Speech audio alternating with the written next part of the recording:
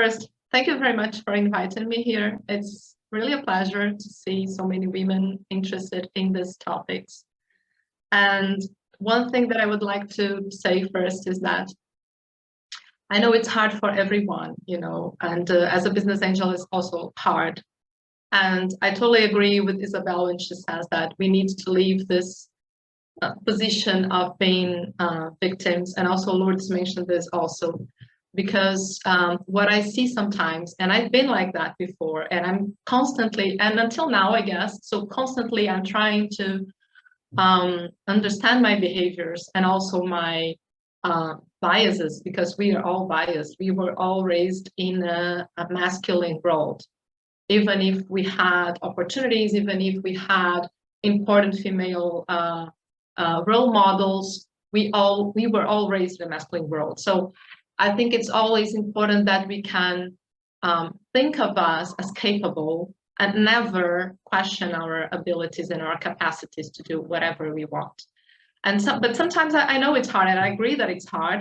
And it's good when we see other women facing the same challenges, but not feeling scared about this and facing the challenges, although it's hard, although it's complicated, although sometimes it's very lonely. If we have one another, if we can help each other, things will be much better, and it will be easier for us to face the challenges that we have.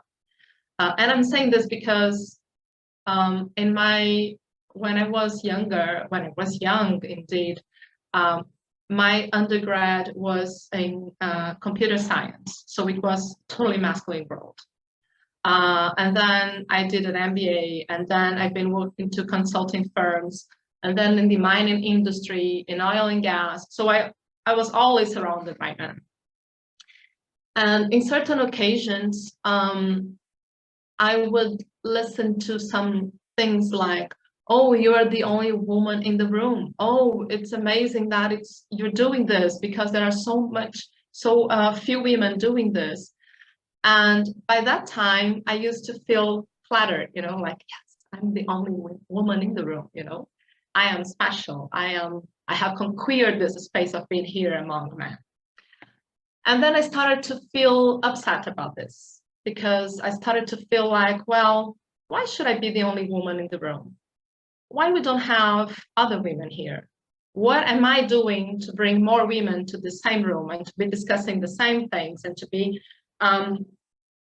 with the same possibilities, and not being flattered and happy to be the only woman in the room?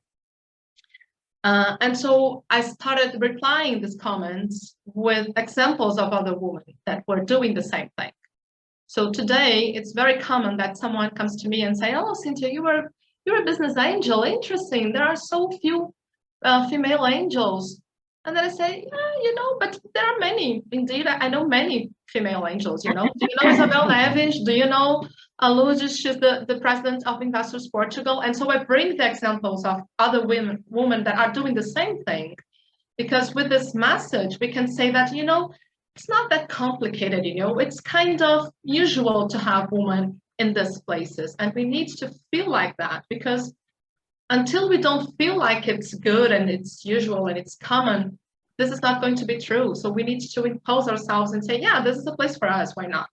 And there are many other women doing amazing things, extraordinary things, founders, entrepreneurs, investors in many places, and doing their job amazingly, because this is how we act professionally. We are amazing at our jobs, at our works, and we need to recognize this, and we need to feel proud of it, and bring examples of other women. So this is just to start. I am Cynthia Mano. I'm a business angel. I have, as I said before, I started working with computer science, so coding, developer. Then I've been to the consulting industry, and then I left, and I worked in many corporations, and I left the corporate world to found a startup, to be a partner in the startup. And then I met this world of entrepreneurship. I fell in love with this, and I started mentoring other startups. I started being like an advisor for early stage startups, and I started investing in startups. And this is how was my journey until now. And I'll share with you a couple of things that I've been thinking and that I have been experiencing in this position as a business angel. And what I have been seeing in terms of how founders can count on business angels, how female founders can look for this kind of support and why, or how can women play the role of business angels, because we need more women as business angels, and I will tell you why. So I will share some of my thoughts on this, okay? Just a second while I share my screen.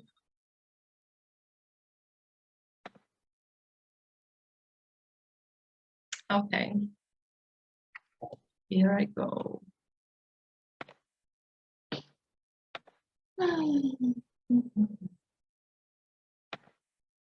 Can you see it? Yes. Okay. Perfect. Thank you. Okay. So I am the CEO of Core Angels. Core Angels is a network of angel funds. We are today, we all invest in portfolio of startups. So the same amount of angels, the same group of angels, they invest in a group of startups selected by them. We are in many countries. So right now we are 14 groups of angels spread in different countries in the world with different purposes. So each group has an investment thesis. Some of the groups, they invest in regionals, in cities, so like Madrid, Barcelona, Lisbon, in the startups of that cities. Other groups, they invest with an industry focus like the climate tech or the big data or the edu tech that we have in Brazil. So we are growing, and we are trying to support founders with our model of angel investing that believes in an active involvement of the angels with the startups, providing them guidance, advisory, and mentorship. So before I start my thoughts, I would like to invite you to visit us on coreangels.com. There we have also some material, events, articles about angel investing, about entrepreneurship that can help founders, angels, people who are thinking of becoming an angel but don't know exactly where to start. So we have content there to share with you, and also links to startups who wants to apply for funding and angels who wants to apply to participate in one of these funds, okay? So now, the thing is that every business needs funding, and investment is not the only funding alternative. And this is, I'm just bringing this context to put business angels on that, okay? So when we have a startup, and I believe that everybody who's running a startup right now is concerned about this, that is, how am I going to fund my business? How am I going to pay the bills and to pay the team? And how is my long-term planning and the short planning of financial items to guarantee that we have the needed funding to work and to make the business, okay? But investment is not the only alternative of funding. We have equity-free funding, and basically there are, and I'll talk about this later, but we have equity-free, we have equity for money, we have different ways of funding, including bootstrapping, when founders use their own resources to launch a business. And it's really different according to the stage of the startup. So when you are in the very beginning, basically angels are the best solutions for funding, or friends and family. Because these people, they are for you, they will be there for you, investing in your business because they believe in its potential, and they'll be helping you face what we call the valley of death. That is, in the very beginning of the startup, when you need someone to believe in your model, in your product, in your solution, and in your team especially, then angels or friends and family, they come to invest, to give you some money to put this up and running. So then when you get to later stages, like we call the early stage, later stage, IPO, etc., we have many stages of the startup journey. Not all the startups go through all these stages. This is important to say. We have other players coming. like venture capital funds, some operations of acquisitions and mergers. Then we have IPOs. So we have different sources of funding, but when we are in the very early stage, this is where angels are acting, okay? Equity-free options are bootstrapping, as I said before, so using your own resources or having access from family and friends' money when they can help you on this, and also grants. Grants are also a good funding opportunity for scientific startups, so technology-based or science-based startups. Although it's a good resource for funding because it's equity-free, and this is one of the advantages. But this is something that needs to be used carefully because we don't want a startup to be dependent on grants. We want it to accelerate, to grow, and to be self-sustainable. Then we have the equity for money options, and these are only some of them, like the venture capital funds, business angels, and crowdfunding. Crowdfunding is the most democratic way of investing in a startup if you just have a very low ticket, but you will not be in contact with that startup. Then we have business angels who are getting equity from investing in your company and are willing to and are available to advisor and help you with networking. And venture capital funds, they invest other people's money. So in the case of business angels, we are investing our own money, and it brings lots of advantages and disadvantages, of course. And venture capital funds, they have more capacity to invest because they have more money to invest. They collect money from many people, and the founders are usually in contact with the fund manager. It's a different way of working, and it makes sense because when we are growing and the business is already stable and growing in a scale-up phase, you already know at least somehow what are you going to do with the money. So you just need to have someone who will invest, will help you out with some things, but you are in a position that you need more capital to make big moves. So these are basically a scenario of the sources of funding. And this is where our business angels. So business angels are people who are investing not only their capital, so they invest providing financial support and guidance to startups, okay? And it's important also to highlight, as I said before, they invest their own money. It means that business angels can make crazy decisions, okay, because they are investing their own money. And which means that if they are really related to your business, or if, so they can be more, they can have a higher tolerance to risk because they are not reporting to someone else. And this is important to highlight. In the other hand, this is a disadvantage, of course, because sometimes business angels can be really close to founders and really expecting to take a lot of part in the business or to influence a lot. So this is something that it's important to measure and to understand. And this is interesting because when we see the startups that I have invested and that I have like a closer relationship, they are starting to get this role because in the beginning it was not quite easy to them to understand that we are available to help, you know. Of course, that sometimes we can't, but we are available to help. And it's very good when you have a founder that looks for you and asks for advice or asks for help.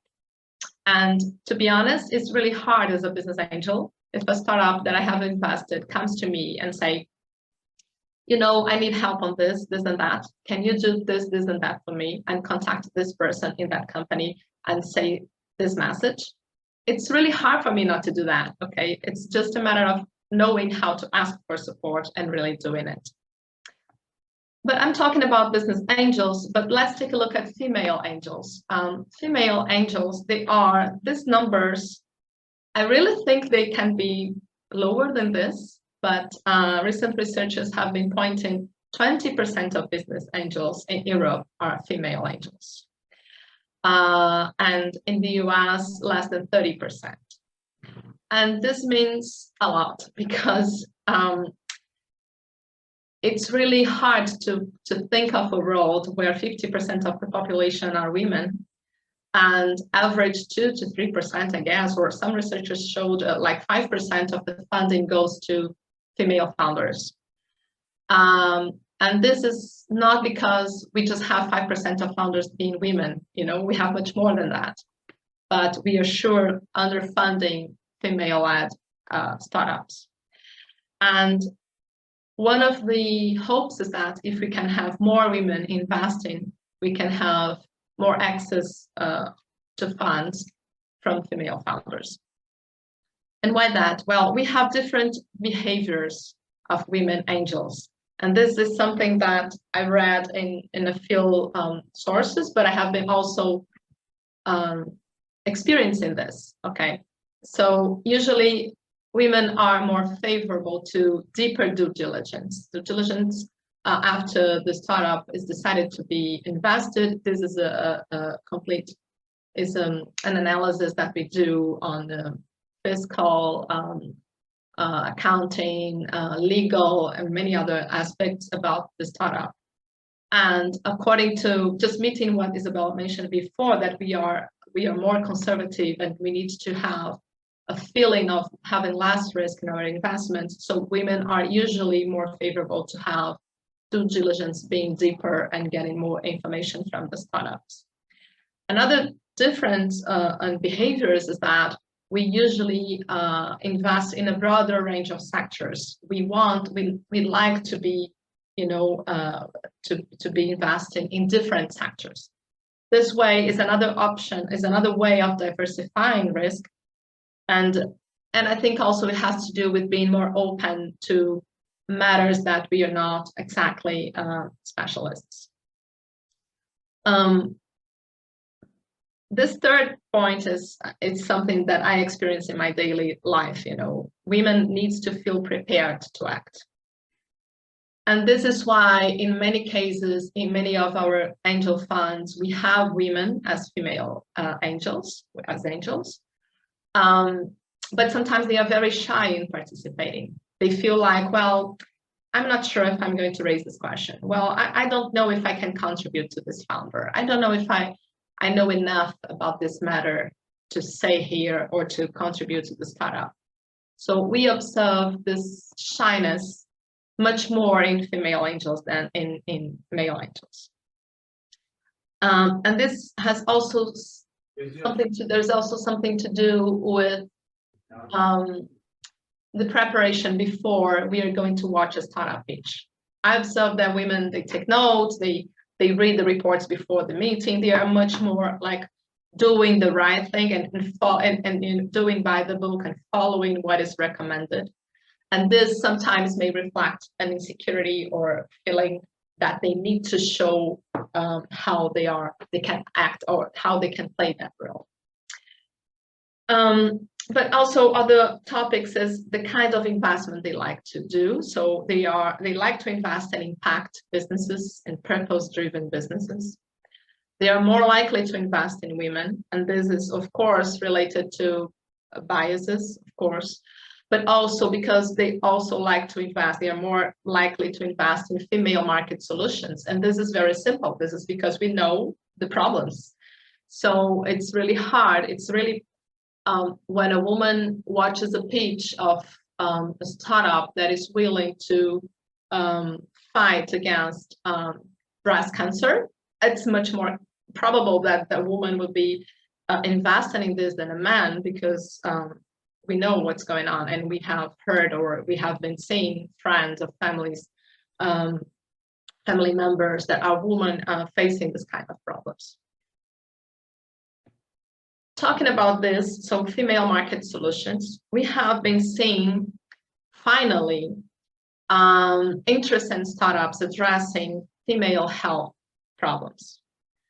And this is interesting because we have been, I think that our health issues, they have started to be discussed deeperly very soon. You know, it's been lately that we have been discussing things like menopause, like breastfeeding, like fertility, and this is not This is something that happens to half of the population.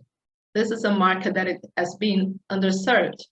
We are not designing enough solutions to these issues, but we are starting to see, this is just an example of women's health startups, companies that are offering solutions for female health issues related to period care, some diagnostics, things related to sexual health, to fertility, to menopause, to pregnancy, and other types of feminine care. This is something that we will observe more and more. And why that? Because today we have much more women in the health sector than we had 50 years ago. Today we have much more women that are trying to design and to understand our own issues than we had 30 years ago. So when I was a teenager, I have never read anything about breastfeeding, and so when I had my first child, it was, you know, oh my God, how's this? It's complicated. It's not that simple as I thought it would be. And right now I'm getting close to my menopause age, and you know, there's nothing about menopause. I can't read enough things about menopause. Nobody's taking care of this. So we read one thing here and there, and there are some researchers indicating some kind of supplement and vitamins, etc. But we don't have people really focus in these matters. So this is starting to happen. And guess what? You know, female market is amazing to serve because we want to buy things that solve our problems. So female market is a very loyal market if you are serving it well. Has a lot of word of mouth. So it's really easy for you if you serve very well a group of women. They will recommend this to friends, to family members, etc. very quickly. So it's a market that once you serve well, it's very interesting to keep. So this is starting to flourish a little bit in terms of startups. We have been seeing labs, universities, researchers, people looking at this kind of a market, because as I said, it's very underserved, and we are leaving half of the population behind. This is the years to close the global gender gap. And look that in 2016, we estimated like 83 years to close the gender gap. And now we are in 132. So we are walking, you know, backwards. And we see this jump probably because of COVID, because for sure we were much more impacted than men, especially when we talk about work and giving up of our positions to take care of family, to take care of all the situations that were impacted by COVID. So this is really a trend that we're going to be observing. And I brought here just some examples of female market exits. So it's really happening. So we had like great exits, sorry, in an average value of $300 million. And we have been looking at IPOs, acquisitions of startups that were designing solutions to solve women's problems. So, and this is something that I like to talk to my colleagues who are female angels, because usually this is what we say that angels look for in a company to invest, okay? We are, of course, we are looking at the market, at the business model, if this is sustainable or not, the team, especially the exits opportunities, and the fit between that startup and our investment thesis. Because if you are an angel investing individually, you have your own investment thesis or the sectors that you like or you don't like. If you are a group of angels or an angel fund, you have your own investment thesis. So the fit is also important. But what I like to highlight here is that when we're talking about female investors, it's really interesting when we are in a group evaluating a startup, we see that we are we tend to be very focused in the team and in the business model. And why that? Because we tend to be very careful about the sustainability of the business. So not investing in something that, well, looks interesting, but who knows what's going to happen in 2 or in 1 or 2 years. So we tend to be more cautious on that. And we tend to value the team. So to understand how the team is working together and to be aware and to be concerned about this dynamics of the founders, because this can damage the life of the startup. And this is something that usually female angels have a better look to, or have a better approach to question them and to try to understand like the subtitle or the underlying messages, and not only what they are saying, but how they are saying. And this is an advantage that we as female angels, we have. And sometimes we are recognized by our male colleagues. And in a way that in many cases, when we want to get more information from a founder, or we want to explore a little bit more, it's good to have a female angel making these questions, because we know how to observe and to read other aspects rather than just the content that people are saying. Sorry. And where exactly angels help? So this is interesting because sometimes founders ask this to us, like, okay, you're going to invest money and you say you can help, but how? And it's really depends on the phase of the startup. Of course, that in the phases that we invest, they are much more in the MVP, this first 2 axis, so the MVP and the validation of the product, or they are in the phase of operations and generating traction, gaining traction. Usually when we are investing in a very early stage startup, we help them with networking. So we help them and ideas to validate and to do some market research.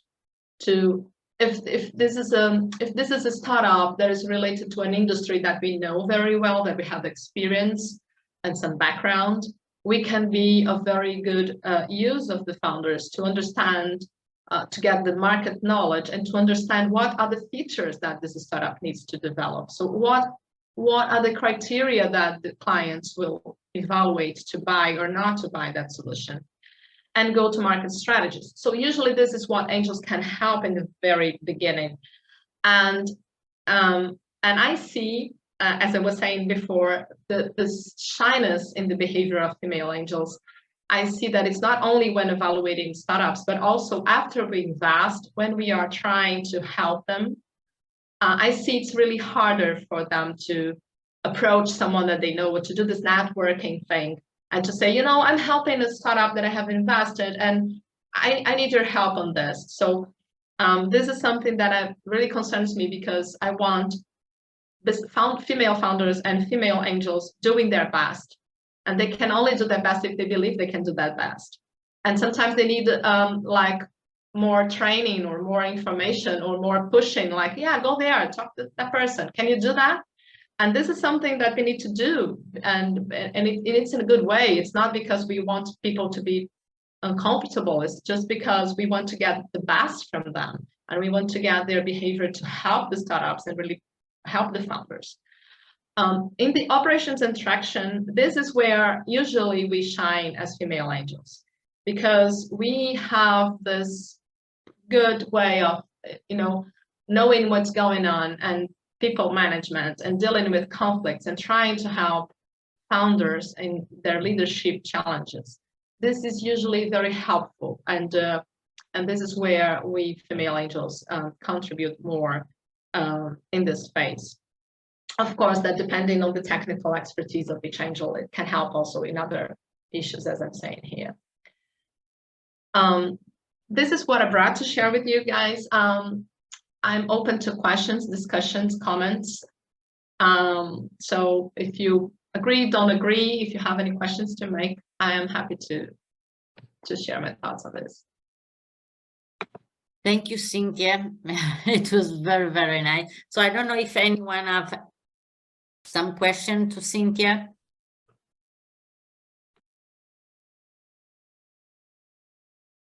Luisa, Isabel, I don't know. So I can start by by asking. And normally, we have always the impression that women business angels invest in different type of business, or it's true, not true? What is the difference of the investments? Yeah, I think that we don't invest in different types. I think that we are more open to certain types of businesses. Okay. Because if you suffer some sort of prejudice and you have suffered this your whole life, of course that you need to be a little more empathic with other people. So I think we are more open to certain types of businesses. I don't know if we are. I've been seeing many female investors with really good risk tolerance, like really, but I think it depends more on their experience, I think that we are more careful with finance, like not accepting all the happy projections or forecasts of revenue. I think that we are more critical in terms of that, in this terms. And it relates a little bit with the risk thing. But I don't see like, well, we prefer to. I think that there will be a trend that we can invest more in these female-oriented solutions, because of course I understand menopause or fertility or breastfeeding or period pains much more than a man, or I can understand what is this market size or what kind of features would an app need to have to conquer female market. So I think in this sense we can have this trend, but besides that I don't think there is a difference. Okay. And yes, sorry, go ahead. No, go. I was just going to say, I don't have a question. I just would like to add something. Thank you very much, Cynthia. It was a great presentation. And I would just like to say I'm one of the, well, according to your presentation, I'm one of the few women who make these crazy decisions and don't do the proper due diligence, and which hasn't all gone well because of that. I'm optimistic. I usually say I'm a realistic optimistic. And so I just wanted to add, there are a few of us that take the risks, and well, and then I'll let you know when everything goes very well. I'll let you know, because I don't have the definite results yet, but when I have them, I'll come back to you and give you that positive feedback. Wow, it will be a pleasure. Thank you so much for sharing this. Yeah. Thanks. Thank you. Good.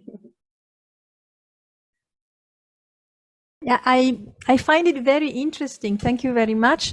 Also because I have the experience of the Italian market, which is normally for us a business angel is much more a consultant, a support, but they seldom invest their money. They mostly work for big funds, and so there's a big difference. So I'm very happy to realize that in the rest of the world, there is a real possibility that business angels invest their capital directly. I have one question concerning the length of your support, because that's also a difficult situation when you finally leave the business and let them on their own legs, so how long do you think, if you have a standard, if you have some signals that you look for? Yeah, this happens the other way around, we don't leave them, they leave us. Okay. They just say, oh, we don't need you anymore. Okay, we have better friends now, because they are starting to fundraise next rounds, and so they get invested by people with higher checks, and I do understand, but this is a good signal. Indeed, in the end, this is something that we invest in a stage where we believe we can contribute. And sometimes it happens. Sometimes you have invested in a startup, and these guys are growing, and then there comes a way that the only thing I can do is say, I'm here. If you need something, I'm here. But I don't have much more to contribute after that stage, And in the end, also, I have others coming, in the early stage. So it's something that is natural to happen. And we And I think we all need to be aligned about this. It's not a problem if we get to this stage and the startup doesn't need me anymore. This is a good thing, you know? It's like, well, I have a 16-year-old boy and I know that this is not going to be forever, you know? There will be a time that he'll say, okay, I'm okay. And I'll just say, look, I'm here if you need me, but go. And this is very natural. And the extent of the support, it really relies on the founder. It's not, some founders, they don't like a very constant contact, or they prefer that they reach out to us, or of course that they report metrics and stuff. But one thing is, you know, metrics, numbers, and the different thing is how things are going, really, you know, what is the sauce in these numbers?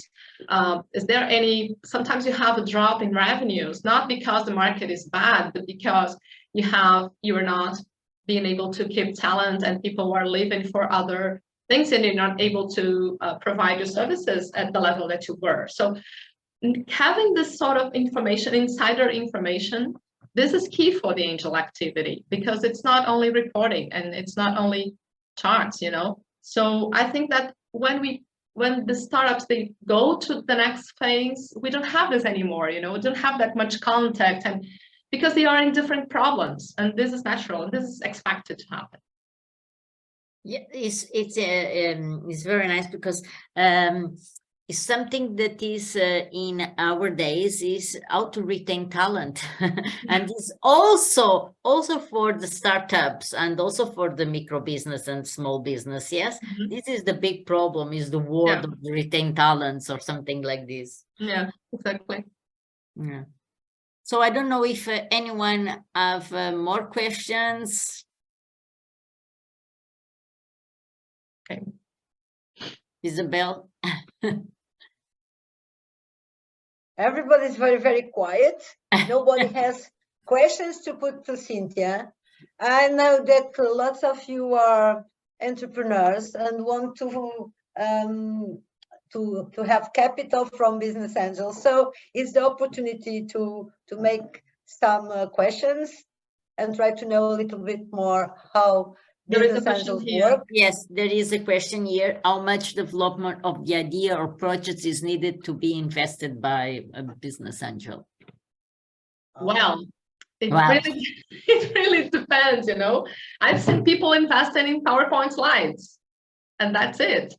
But because, you know, sometimes the person has a lot of knowledge about this industry and gets the problem really well, and see that the team is really working on the right way, and then it's enough. And then people will, of course, that the sooner that you get funding, of course, that the money is more expensive. So if you are in a very early stage and you don't have developed much, someone will invest in your idea. You have to give away a lot of equity, or you will not get much money. You get just a few stake for you to test and to move to the second phase. So this is also interesting. It doesn't mean that you're gonna raise, like, you don't need to raise €1 million at start, you know. You can raise like 50K and to make the first assessment, or to make a prototype, or to do some, to launch a product and measure how many clients or how much interest are you getting to your product. So it's not something that needs to be all at once. And also an interesting part of this fundraising is developing relationship. I receive emails from many founders that I met like 1 year ago, 2 years ago, and they keep posting how the business are moving forward. And this is important because one thing is if you just watch a pitch presentation and then you say, well, this is the picture of the business right now. And then if you contact with that person 1 year later and they have been having some advancements, then you see, wow, these guys are progressing. And I had one that during COVID, he called me and said, Cynthia, I you know, you have never invested on me, but I would just like to talk to you to get some ideas. And he was desperate because it was COVID time, and, you know, and he had to, you know, mix and change the business entirely and change the way he was related to the employees and the services. And he became a friend, you know, and sometimes we just chat about his business or the options. And now they are growing, and I don't have much more money to invest on them, so they just gone. And this is natural. This is good, indeed, you know. But this is each fund. Like, I'm going to give an example at Core Angels that we are funds, okay, angel funds, and each fund has a thesis. So in some funds we invest like 30K in a startup, or more, 100 or 200, but it depends on the stage. So the stage can be, if you're investing 30K in a startup, it's not that they are not making a lot of money, they are not ready, they are not with break even, or, you know, you are in an early stage phase, you're validating your product. So there is room for not very developed ideas, but I need to say that an investor will need to see some signal of potential for that idea.